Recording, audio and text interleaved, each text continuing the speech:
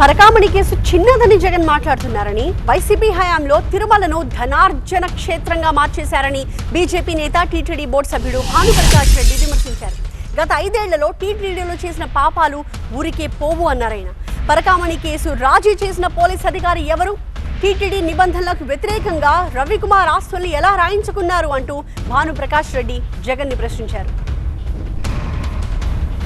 లోకాయుక్తలో ఏ విధంగా కాంప్రమైజ్ చేసుకున్నారు, నియమ నిబంధనలకు వ్యతిరేకంగా ఆస్తుల్ని ఏ విధంగా దొంగ దగ్గర నుంచి మీరు రాసుకున్నారు, అలాగే ఆ వీడియో విజువల్స్ ఏమయ్యాయి.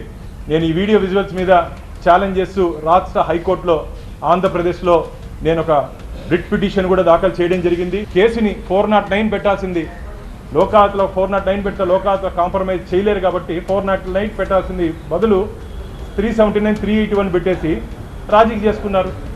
అన్ని తప్పుల మీద తప్పులు. కాబట్టి ఈ చేసిన పాపం ఊరికే పోదు. రాబో రోజుల్లో నేను ఒకటే చెప్తున్నా, వెంకటేశ్వర స్వామి భక్తులు దయచేసి ఎవరు ఆందోళన ఆవేదన చెందొద్దండి.